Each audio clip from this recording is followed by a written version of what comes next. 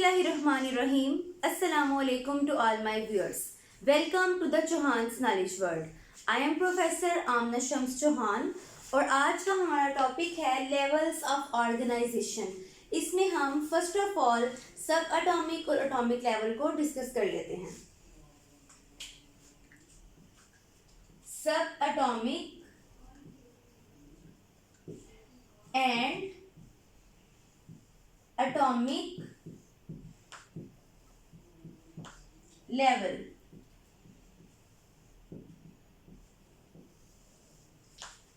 सबसे पहले हम देख लेते हैं कि मैटर क्या होता है। ठीक है, मैटर क्या है? Anything that have mass and occupy space is called matter.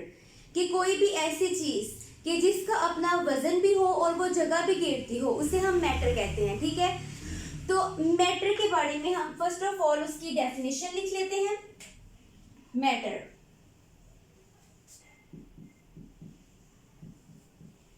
anything that have mass and occupies space। जितने भी मैटर्स हैं वो एलिमेंट्स के साथ मिलकर बने हैं। ठीक है, जितने भी मैटर्स हैं वो एलिमेंट्स के साथ मिलकर बने हैं।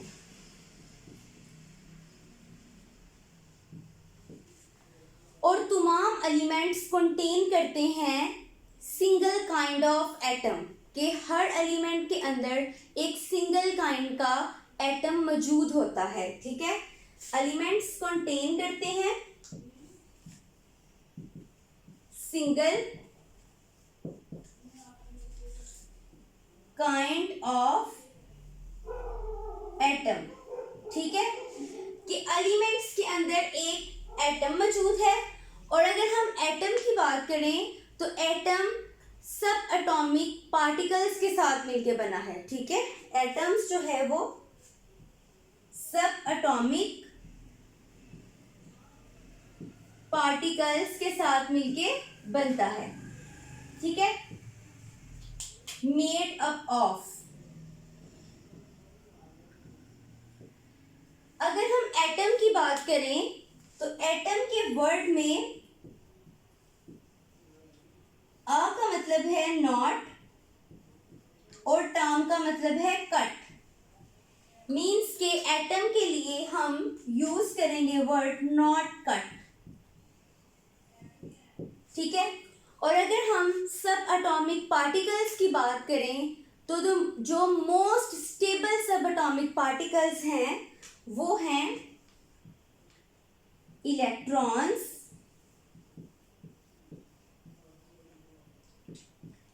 प्रोटॉन्स और न्यूट्रॉन्स। ठीक है, अब इसके आगे हम ये डिस्कस कर लेते हैं कि हमारी नेचर में total 92 kind of elements present हैं। ठीक है, 92 एलिमेंट्स में से जो 16 हैं उन्हें हम बायो एलिमेंट्स कहते हैं। ठीक है, 92 एलिमेंट्स जो हैं वो अक्कर है इस नेचर में। ठीक है, जिनमें से 16 एलिमेंट्स ऐसे हैं जिन्हें हम बायो एलिमेंट्स कहते हैं। Bio elements. अब इन 16 बायो एलिमेंट्स में से 6 बायो एलिमेंट्स ऐसे हैं जो कि लिविंग ऑर्गेनिज्म के बॉडी मास को बनाते हैं। ठीक है, 99% तक 6 एलिमेंट्स कवर कर रहे हैं। ठीक है, 6 ऐसे हैं जो कि 99% तक लिविंग ऑर्गेनिज्म के बॉडी मास को बना रहे हैं। ठीक है, और जो दूसरे 10 हैं, ठीक है, अदर 10, जो दूसरे 10 हैं वो सिर्फ 1% बना रहे हैं बॉडी मास। ठीक है, दूसरे 10 क्या बना रही हैं? 1%। अगर हम इन 6 बायो एलिमेंट्स को डिस्कस करें तो इसमें कौन कौन से एलिमेंट्स आते हैं? Oxygen, carbon, hydrogen, nitrogen, calcium, phosphorus. ठीक है, अब हम इनकी परसेंटेज देख लेते हैं। ठीक है, तो ऑक्सीजन की जो परसेंटेज है वो है 65%, कार्बन की परसेंटेज है 18%, hydrogen 10%, nitrogen 3%, calcium 2% and phosphorus 1%।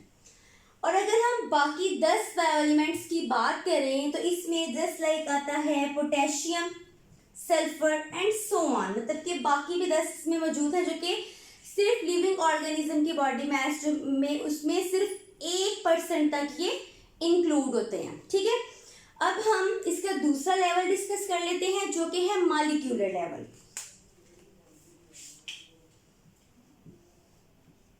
Molecular level,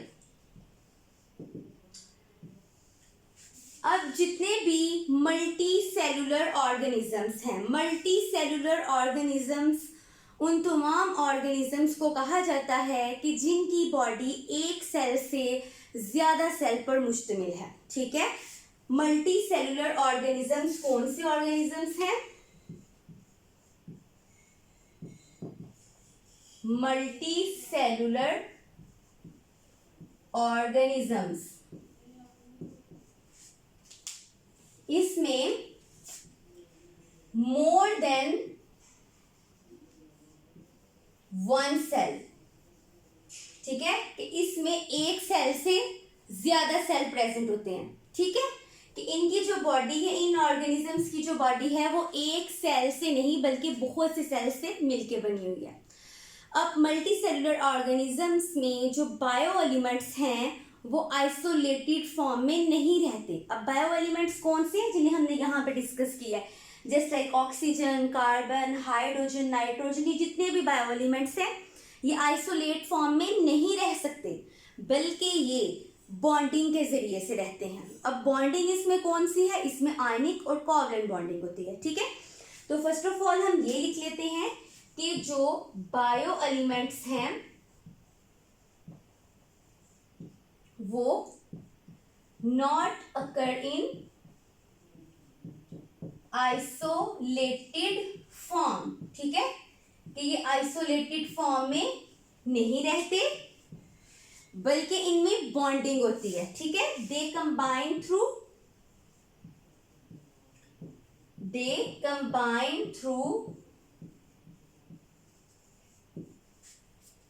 कौन सी बॉन्डिंग है? आयनिक और कोवलेंट बॉन्डिंग। ठीक है, तो इस बॉन्डिंग के जरिए से एक स्टेबल पार्टिकल बनता है जिससे हम बायोमॉलिक्यूल का नाम देते हैं। ठीक है, इसके जरिए से स्टेबल पार्टिकल बनता है जिसे हम बायोमॉलिक्यूल कहते हैं।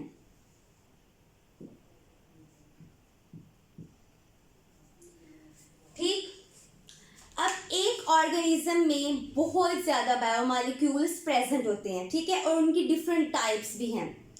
और ऑर्गेनिजम्स में जो बायोमॉलिक्यूल्स हैं ये बिल्डिंग मटेरियल हैं। ठीक है, जो बायोमॉलिक्यूल्स हैं वो बायोमॉलिक्यूल्स आर द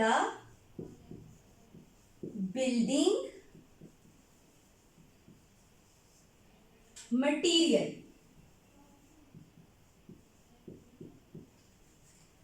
और बायोमॉलिक्यूल्स जो है ये कंस्ट्रक्ट होते हैं बहुत सा ग्रेट वैरायटी के अंदर। ठीक है, और कम्प्लेक्सिटी भी है इनमें, पेचीदगी भी है। किस वजह से?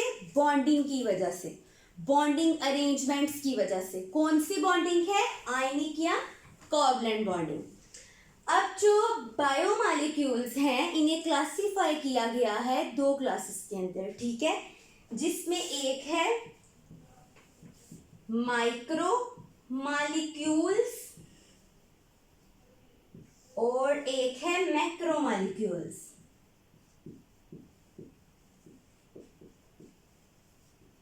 ठीक है, अब जो माइक्रोमॉलिक्यूल्स है इसमें लो मॉलिक्यूलर वेट है। ठीक है, विथ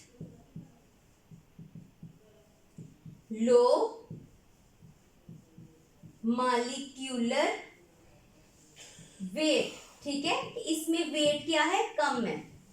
और अगर हम मैक्रोमॉलिक्यूल्स की बात करें तो इसमें हाई मॉलिक्यूलर वेट होगा। ठीक है, विथ